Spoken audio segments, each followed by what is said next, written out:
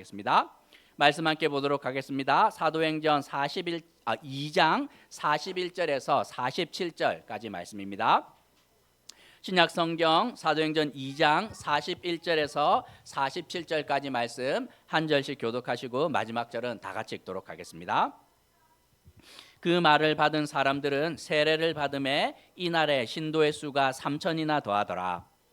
그들이 사도의 가르침을 받아 서로 교제하고 떡을 떼며 오로지 기도하기를 힘쓰니라.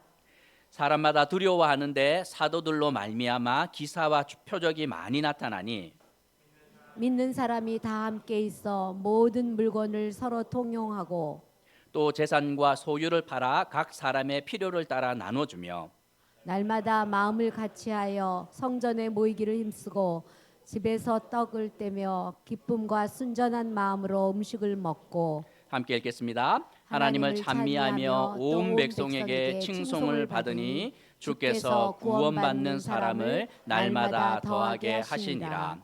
아멘. 우리는 여기 매주 교회라는 이름으로 모이게 되는데 작년 4월 기준으로 보면 한국에는 7만 8천 개의 교회가 있습니다. 편의점이 몇 개가 있을까요? 2만 5천 개 있는데 편의점 숫자의 3배의 교회가 한국에 있고 770만 명의 기독교인이 있습니다. 하지만 아쉽게도 교회와 성도들을 향한 세상의 시선은 곱지 않습니다. 예수님은 성도와 교회를 향하여서 너희는 세상의 빛과 소금이다 이렇게 말씀하였는데 시간이 지날수록 소금은 맛을 잃어가고 빛은 점점 어두워지는 듯합니다. 우리는 사도행전을 통해서 현대적인 이 교회가 처음 시작되었을 때의 모습이 어떠했는지 살펴보고 있는데 그들은 우리와 다르게 세상으로부터 칭찬받는 교회였는데 그 이유가 무엇인지 함께 묵상하며 교훈을 얻으려고 합니다. 교회가 처음 시작되었을 때 그 모습은 참으로 놀랍기도 하고 부럽기도 합니다. 47절에서 보면 온 백성에게 칭송을 받으니 이렇게 말합니다. 세상에 있는 소수의 사람들이 교회를 향하여 칭찬하는 것이 아니라 교회를 보았던 모든 사람들이 칭송하였다 이렇게 말하고 있습니다. 세상으로부터 비난이 아니라 칭찬받는 교회였다 뜻입니다. 왜 그러하냐면 43절에서 사람들마다 교회가 하는 일을 보고 두려워하였는데 사도로 인하여 기사와 표적이 많이 나타났기 때문이라고 말씀하고 있습니다. 교회를 칭송했었던 이유는 예수님의 제자들을 통해서 사람들이 깜짝 놀랄 만한 일들이 많이 일어났기 때문입니다. 오순절 사건을 통하여 이렇게 배우지 못한 사람들이 갑자기 막 유창하게 외국어를 말하고 기도하기만 하면 막 이 병자들이 벌떡벌떡 일어나는 그런 일이 일어났다는 뜻이 아닙니다. 실제로 그런 일이 일어나기도 했지만 그것 때문에 사람들이 놀라거나 칭찬했던 것이 아니었습니다. 사람들이 놀라웠던 것은 41절에서 무려 3천 명의 사람들이 교회를 통하여 변화를 경험했기 때문입니다. 외국어 말하는 거 1타 강사 만나면 속성으로 할 수 있고 병을 고치는 거 명의를 만나면 가능하지만 엉터리 같은 사람이 바뀌는 것, 그것도 죄인 중에 괴수 죄인이 온전한 사람으로 바뀌는 것은 사람의 일로 절대로 불가능한 것 아닙니까? 그런데 그런 일이 일어났고 무려 3천 명의 사람들이 하나님 앞에 나와 세례를 받기로 결심합니다. 적당히 믿기로 결심한 사람들이 아니었습니다.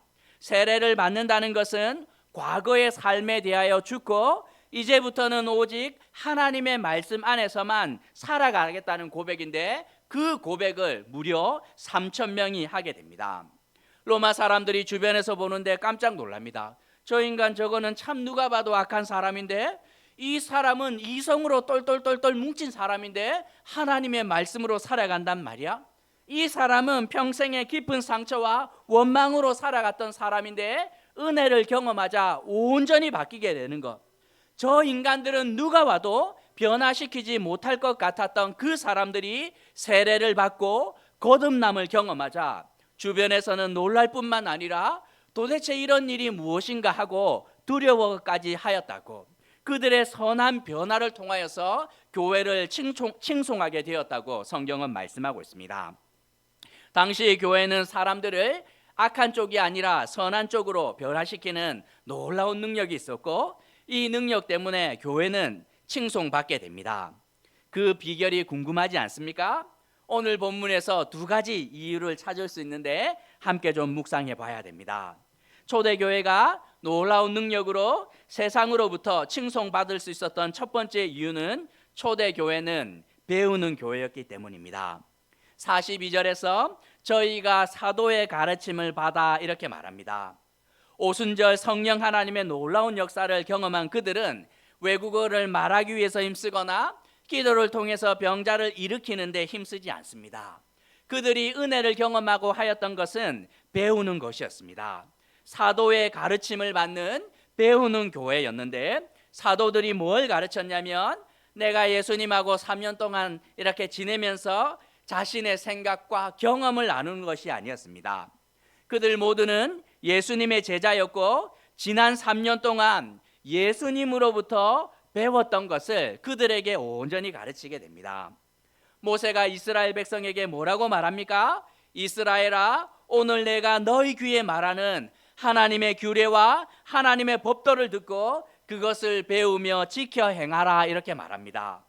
바울은 믿음의 아들 디모데에게 뭐라고 권면하냐면 너는 한 가지 해야 되는데 배우고 확실한 일에 거하라 이렇게 말합니다.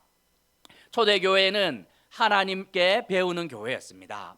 그들은 로마에 가득하였던 사람의 지혜에 귀 기울이는 것이 아니라 하나님의 말씀을 통하여 하나님께 배우기 시작하자 그 말씀은 성도들의 삶의 능력으로 나타납니다. 누구보다 하나님의 말씀을 힘써 배웠던 사람이 있는데 다윗입니다. 다윗이 뭐라고 고백하냐면 주님의 말씀은 내 발의 등이요 내 길의 빛입니다.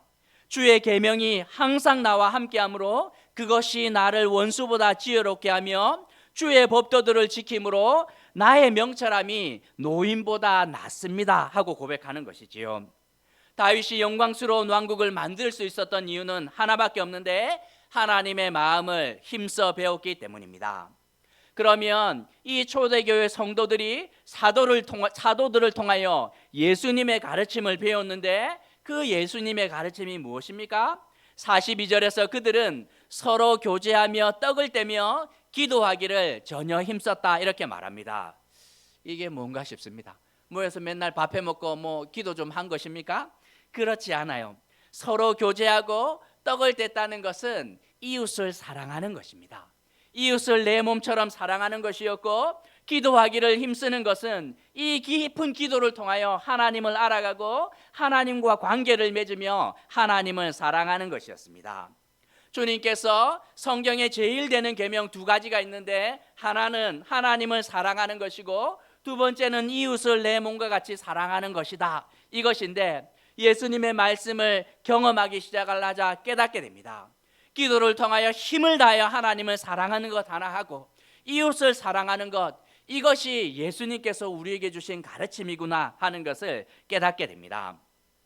너무 감사하게도 우리 한국 교회에도 100년 전에 100여 년 전에 놀라운 대부흥의 은혜가 있었습니다. 특별한 교회에 특별한 사역자를 통하여 특별한 성도들 많이 누리는 은혜가 아니라 보편적인 한국 교회 모두에게 하나님께서 특별한 은혜를 주셨던 그 역사의 때가 있었습니다. 그 한국의 대부흥이 있었을 때 특징이 무엇이었냐면 말씀을 배우는 교회였습니다. 역사적인 기록을 보면 대부흥의 때에 병자가 막 벌떡벌떡 일어나거나 우리가 소위 기적이라고 여길 만한 무엇이 사실은 별로 없습니다. 하지만 그들이 얼마나 하나님의 말씀을 사모하며 전심으로 배웠는지 이 교회사는 기록하고 있습니다. 전국구 부흥 강사들이 전국을 돌면서 이 교회마다 하나님의 말씀을 전하는데 언제 전하냐면 새벽과 아침과 점심과 저녁에 하루 종일 말씀을 전하지요. 한 번 전할 때 몇 분? 20분? 아닙니다. 2시간, 3시간 넘도록 하는데 성도들이 떠나지 않아요. 그리고 그 부흥 강사가 일정이 촉박해서 다른 곳으로 떠나고 나면 누가 오냐면 조사가 옵니다. 조사, 어시스턴트. 보면 항상 저희 교회 있을 때 우리 그 목사님께서 우리 이제 전도사들을 향하여서 김조사, 박조사 이렇게 했는데 저게 무슨 뜻인가 싶었는데 실제로 그 조사가 있었습니다. 정식으로 신학 교육을 받지 않았으나 성경 교사의 역할을 할 수 있었던 사람들이 있었어요.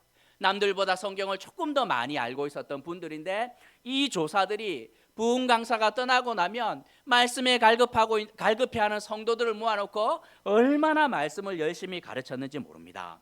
그리고 그 말씀이 능력이 되어 사람들로 하여금 자신의 죄를 회개하고 삶을 돌이키게 하는 기적이 나타났다고. 한국교회가 세상으로부터 칭송받지 못하는 이유가 무엇입니까? 하나님의 말씀을 배우지 않기 때문입니다. 하나님의 말씀이 있어야 될 자리에 사람의 지혜와 사람의 경험과 사람의 생각이 차지하기 시작을 하자 더 이상 교회는 하나님의 능력을 발휘할 수 없었던 것입니다. 초대교회가 세상으로부터 칭송을 받고 능력을 가지고 있었던 두 번째 이유는 사랑하는 교회였기 때문입니다. 초대교회 교인들은 배우는 교회로 만족하지 않고 사랑하는 교회가 되었습니다. 44절과 45절을 보면 믿는 사람들이 모든 물건을 통용하고 재산과 소유를 팔아 각 사람의 필요를 따라 나눠주고 이렇게 말씀합니다. 무슨 말입니까?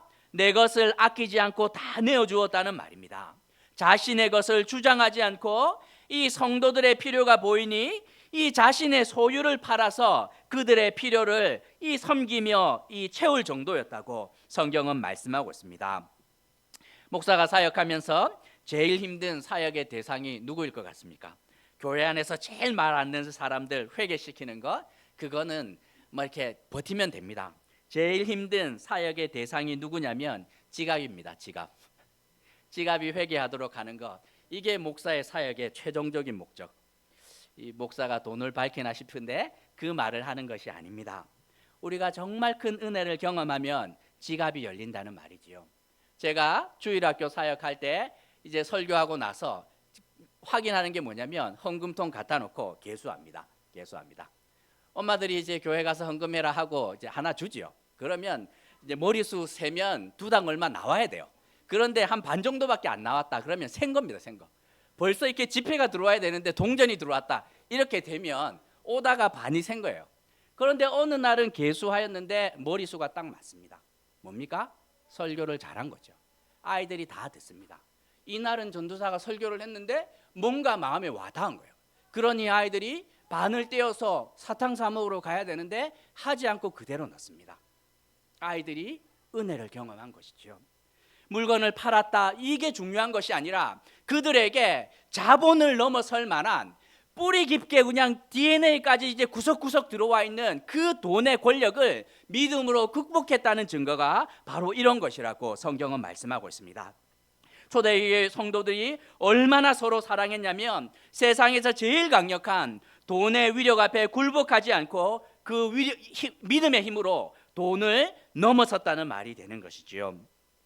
제가 초등학교 다닐 때 어느 순간 깨달았습니다. 저희 부모님 손가락에 결혼 반지가 없다는 사실을 어느 순간 친구들하고 이야기를 했는데 엄마 아빠 막 결혼 반지 이야기를 하는데 우리 집에서는 한 번도 내가 본 적이 없는데 가서 물어봤습니다. 엄마 아빠 결혼 반지 어디 있어요? 했더니 없다는 겁니다. 어디 갔냐 그래서 팔았다는 것이에요. 아버지가 39에 사업 쫓고 부산에 있는 신학교로 갔는데 사업 정리할 때 재산이 꽤 되었습니다. 포니 자동차도 저희 집에 있었고 오토바이도 2대 있었고 이렇게 이제 물건 두는 창구와 부동산도 꽤 있었는데 그거 다 정리하고 내려왔는데 아버지가 신학교에 가보니 39에 신학교에 갔는데 동기생들이 다 띠동갑도 넘는 동생들인데 기구한 운명을 가지고 다 왔습니다. 오직 믿음밖에 없는 아이들 이렇게 왔는데 아버지가 어릴 때 고아원에 자라지 않았겠습니까? 그러니 충분히 이해가 됩니다. 학비가 부족한데 어디 가서 구할 수 없으니 기도원에 가서 내려오지 않습니다. 주님한테 물면서 이 주님의 부르심이 확실하다면 학비를 주옵소서 들어가가지고 어디 알바를 하든지 이렇게 모금 운동을 해야 되는데 오직 믿음으로 해결하겠다 그러고 들어가 있는 거예요. 아버지가 그 이야기를 듣고 가가지고 끌어내린 거지. 얼마 필요하노? 좋습니다. 그 얘기를 듣고 또 다른 친구가 올라가면 끌어내리고 그리고 나중에는 재산 다 주고 결혼 반지, 시계 다 팔았다는 이야기를 그때 들었습니다. 그때 제가 신앙을 포기하였던 거죠. 이 영털이 같은 사람 이러다가는 망하겠구나. 당신은 참 잘못된 길을 가고 있구나. 제가 생각을 했던 것이에요. 그때 제가 신앙을 버렸던 것인데 차라리 그 돈으로 옆에 그 땅이라도 사두었으면 어린 생각에 훨씬 더 큰 일을 할 수 있을 텐데 하는 생각이 들었습니다. 초대교회 성도들은 옆에서 보면 너무 미련해 보이는 사람이었는데 뒤집어 생각을 해보면 그들의 재산과 소유가 아깝지 않을 만큼 하나님의 놀라운 은혜를 경험했다는 반증이 됩니다. 46절에서 그들은 날마다 은혜를 경험합니다. 날마다 마음을 같이하여 성전에 모이기를 힘쓰고 집에서 떡을 떼며 기쁨과 순전한 마음으로 음식을 먹고 이렇게 말합니다. 주일이면 예루살렘 성전 한 귀퉁이에서 함께 모여 예배하였지만 그 예배가 끝나고 나면 7일이 지나야 다시 볼 수 있습니다. 그것을 견딜 수 없으니 어떻게? 날마다 성도들 집에 돌아가면서 구역 예배하면서 교제합니다. 핵심이 뭡니까? 집에서 떡을 뗀 거죠. 뭡니까? 집을 안 판 사람들이 많았다는 거예요. 모두가 집을 판 것이 아니에요. 자원하는 마음으로 필요한 사람들이 그렇게 하였는데 함께 모여서 교제했는데 기쁨이 막 넘쳐납니다. 옆에서 보면 세상이 줄 수 없는 그런 기쁨이었다고 말씀하고 있습니다. 그러니 세상 사람들이 놀랍니다. 그들의 믿음의 교제를 보는데 막 필요한 것이라고는 다 채워주는 그 사랑을 보면서 나도 저 안에 들어갔으면 좋겠다 하는 그런 부러움이 들 정도로 초대교회는 사랑하는 교회였다고 성경은 말씀하고 있습니다. 제가 대학 다닐 때 나름 제가 이렇게 친구들하고 공동체 생활했습니다. 5명 이렇게 남자들 모여가지고 제가 이야기했죠. 이렇게 생활비 다 이렇게 공유했다가 그렇죠? 한 주 만에 망하고 뭐 그런 일들 있었는데 그때 제가 이 과외 이렇게 하면서 학생치고는 수입이 많았는데 그거 벌었던 거 생활비에 다 털어 넣었습니다. 기름 떨어질 때마다 내고 집주인이 뭐라 그러면 또 메꾸고 어느 날 갔다 오는데 아이가 이렇게 후배가 오는데 표정이 너무 어두운 거죠. 그래서 뭐 문제가 뭐냐? 운동하다가 신발이 뜯어졌다. 봤더니만 너덜너덜해진 운동하면서 형님이 하나 사줄게 가자. 운동화 사주고. 갔다 오는데 봤더니만 가방이 구멍 나 있는데 신발 사는 게 가방도 사자. 형님 책도 사야 되는데 책도 사자. 그러면서 그냥 다 그렇게 밑빠진 독에 쏟아 부었습니다. 그래도 나름 제가 예수 믿고 나름 사랑하는 거 부족하지 않다 생각을 하고 살았는데 제가 전도사가 되어서 담임 목사님 모시고 집회하러 가야 되는데 목사님이 운전을 부탁하였는데 제가 운전하겠습니다. 그리고 운전해서 가는데 어디 잠깐 들를 때가 있다고 들렀습니다. 아마 그 목사님이 청년부 시절에 교제했던 동생을 만나러 갔는데 그 두 분이 교제 이렇게 하는데 제가 옆에서 삼자로 그 교제하는 모습을 옆에서 이렇게 봤는데 처음에는 화가 났고 두 번째는 부러웠습니다. 저도 나름 신앙생활 하면서 교회 안에서 믿음으로 교제한다고 교제하고 정말 깊은 사랑 무언가를 했다고 생각을 했는데 그 두 분이 교제한 것을 보는데 제가 범접할 수 없는 깊이였습니다. 얼마나 화가 나든지 처음에는. 그리고 난 다음에 시간이 조금 더 지나니 나도 저런 교제를 해봤었어야 되는데 하는 부러움이 몰려오기 시작을 하는 것이죠. 만약 이렇게 교회가 사랑할 수만 있다면 어떤 일이 일어나겠습니까? 47절에서 구원받는 사람들이 날마다 더하게 되는 일들 일어나지 않겠습니까? 한국교회가 세상으로부터 외면받는 두 번째 요인이 이것인데 사랑하는 교회가 되지 못하였기 때문입니다. 우리 교회도 세상에서 칭송받는 교회가 되어야 할 것입니다. 교회에 오기만 하면 시간이 오래 걸리더라도 그 존재 자체가 선한 쪽으로 변화되는 능력이 있는 교회가 되어야 하고 그러기 위해서는 두 가지 하면 되는데 먼저는 배우는 교회가 되어야 됩니다. 힘써 하나님의 말씀을 배워야 합니다. 목사님이 하라고 해서 매일 성경 사기는 샀고 열기는 열었는데 너무 어렵습니다. 용어도 어렵고 내용도 어렵고 뭐 이게 그냥 외계어 보는 것처럼 힘듭니다. 그래도 하십시오. 2달치 매일 성경 4,500원 주고 사서 이 한 번만 하더라도 한 번 하고 새 것처럼 둘지라도 그래도 사서 하십시오. 마치 벽돌을 찍어내는 것처럼 열심히 그냥 읽으시면 됩니다. 들으시고 이 생각나는 거 기억해 두시면 때가 옵니다. 시간이 조금 지나 열심히 이렇게 벽돌 찍어 뒀는데 이 공사장에 벽돌이 쌓여 있는데 자기 자리를 찾아가지 않으면 불편해요. 걸려서 넘어지고 이게 뭐 아무것도 아닌데 그런데 때가 되어서 설계 도면을 따라 그 벽돌들이 자리를 찾아갑니다. 어느 순간 어떻게 됩니까? 그 불필요한 벽돌처럼 보였는데 제 자리를 찾아가자 견고한 성이 되어서 원수의 불화살을 막아냅니다. 어느 순간 그 벽돌들이 위치를 찾아가는데 다리가 되더니만 건널 수 없는 강을 건너러 가는 능력이 되는 것이지요. 그냥 하십시오. 기회가 또 옵니다. 7월 30일 성경 퀴즈 대회 옵니다. 그렇죠? 영국에서 제가 이제 캠브리지 가서 청년부를 섬겨야 되는데, 그래서 이제 목사님이 청년부를 좀 섬겨달라 이렇게 해서 알겠습니다 순종을 했는데, 그래서 밥 먹으러 와라 그래서 목사님 댁에 갔습니다. 사모님이 막 이렇게 이 자신감에 이만큼 차가지고 저를 앉혀놓고 얘기했습니다. 목사님은 참 행복합니다. 무슨 소리입니까? 했더니만 우리 청년부 아이들 다 일당백이라고. 누구는 한국에 있는 그 유명한 병원장 아들이고, 누구는 대기업 임원의 아들이고, 여기는 이름만 대면 아는 그 이렇게 막 국회의원의 아들이, 이런 잘 키우기만 하면, 목사님이 잘 키우기만 하면 일당백 이상이 될 겁니다 하고 막 바람을 막 넣었습니다. 청년부 모임 하러 가서 이렇게 앉아 있는데 사모님이 그러던데 니네들이 다 일당백이라 그랬던데, 그랬더니만 청년부 회장님께서 누가 그런 소리를 해요 목사님, 우리는 제 몸 하나 건사하기도 힘든 아이들입니다. 내가 너에게 뭘 해줄까 했더니, 그 똑똑한 아이들에게 제가 뭘 가르칩니까? 제가 영어 막 읽다가 단어 모르는 단어가 있으면 물어봅니다. 야, 이 단어 뭐냐? 그러면 이제 걸어다니는 사전들이 말을 막 해줍니다. 그러면서 목사님은 영어 잘하시나요? 늘 칭찬해주고, 논문 썼다 하면 뭐 사이언스지에 이렇게 뭐 턱턱턱턱 게재하는 그런 아이들인데, 그런 아이들에게 제가 뭘 가르칠 수 있습니까? 청년부 처음 부임하면서 청년부 회장에게 물었습니다. 내가 너희에게 뭘 해줄까?